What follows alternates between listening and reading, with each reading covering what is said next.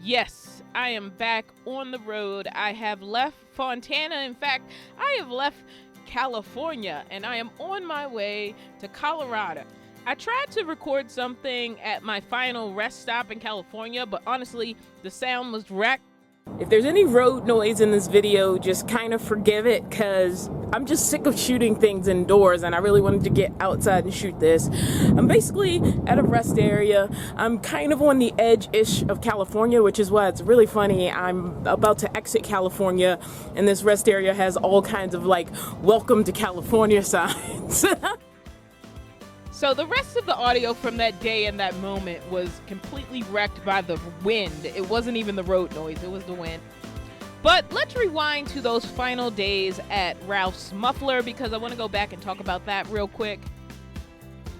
Those of you who have been tracking my story know that one of my subscribers offered me space in her shop and access to her awesome mechanic, son, and friends to get checked out what I could on my new BoxTruck RV conversion. Roman helped me with most things and taught me a lot, but there were a few things that weren't really in his wheelhouse, like my AC. So a different mechanic was the one who, I guess you call them all mechanics no matter what their specialty is. I don't know. So basically, I described it wrong before. There was a valve that basically where there was a leak. Whatever it was, he fixed it. I don't really understand it. I was in the back with Mickey at the time because he was a little like, what's going on? Who's this dude like messing with our house type thing? What he does not know is right now I am sitting in glorious, glorious air in my truck. And it's amazing. And I cannot wait to travel with actual cool air coming out of the BoxTruck. So I'm gonna be setting sail tomorrow or driving off tomorrow. I guess it's not sail if it's not a boat. Whatever. A new journey begins tomorrow, and so I'm getting the last couple of things that can be wrapped up on the truck wrapped up right now. And one of those things was getting my brakes checked out. So, 60 to 90% of your stopping power in every vehicle comes from the front. Okay. So these will probably wear out twice before you're back on the stick. So, okay. Yeah, so that's one thing. But these will also be bigger and more expensive to replace. But they're more important. So, alright, so the safety part of it, so we have two jacks under. We have that one under the I-beam. This one here. This one's only up there with the low end. It's barely pushing on the truck. But if the truck were to fall, it would catch it. That would keep it from just... You don't really want to have a gap.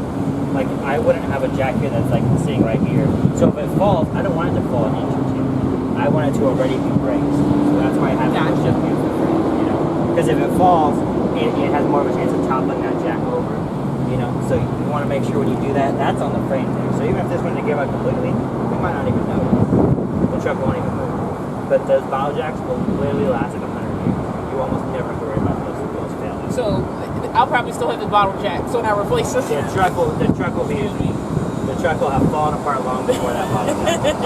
That's why I feel comfortable enough with everything you know. I feel comfortable enough to work in here with a bottle jack and not a solid structure. So you should have a solid structure in there, like a stand or a brick, you know what I mean, for smaller cars. Yeah. But I feel safe because I trust it. So we're checking the passenger front brake, or we already checked it. Honestly, there was nothing wrong with it. I just asked to be shown what was underneath my wheel. And Roman showed me, and now you're just cleaning the rotor?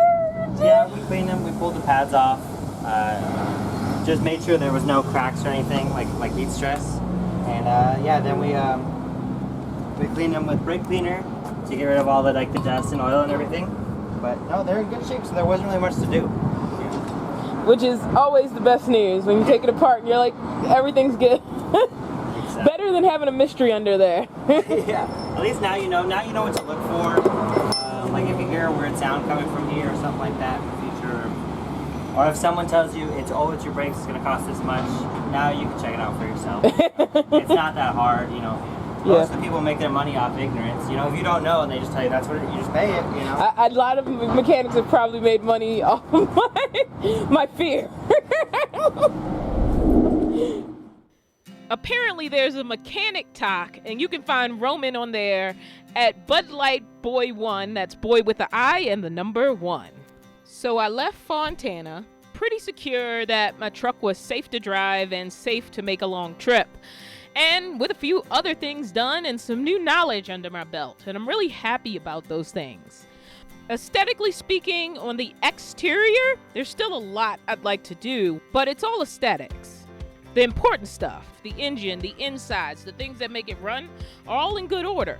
For the moment, I'm back to living between truck stops and, rest areas. And I don't hate that. But why Colorado? Why am I headed to Colorado? And it's simple. I'm going to gut it.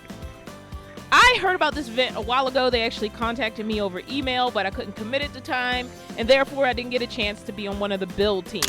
But when I reached back out to them, letting them know for those dates I was at least free, I was offered the chance to be on some panels. So I am going to go out there, be on a couple panels, enjoy the event. I will not be on a build team, but I will be there. As for the truck, it's not perfect. It's far from perfect. There's a lot of work to do, but you know what? I got all the time in the world to do it. So now that I've seen some of the names of the people on the build teams that gut it, I'm kind of glad I'm not on one. I mean, there's a part of me that's a little intimidated about anybody seeing my build. Like when it was just me and it was just for me, I was proud of everything I was accomplishing, but I'm a little bit intimidated. Just to have my build looked at by people who have built such beautiful vehicles, because I've seen a lot of their vehicles and a number of their channels. Some of them I'm actually fans of. So we'll see how this goes. I'm sure it'll be fun. When it comes to just how to live the lifestyle, I've definitely, done it long enough to have some advice there. But I don't know if I had the skill to really, be on a competitive van/RV/schoolie build team. All right. Thanks to everybody for checking out this video. Do all the YouTube things. Like the video, subscribe to the channel, or not, but if you want to support the channel, those are 2 things you can do. You can also always watch videos from beginning to end. And thank you so much, as usual, to all of my supporters on Patreon and YouTube memberships. I'll see you in the next video.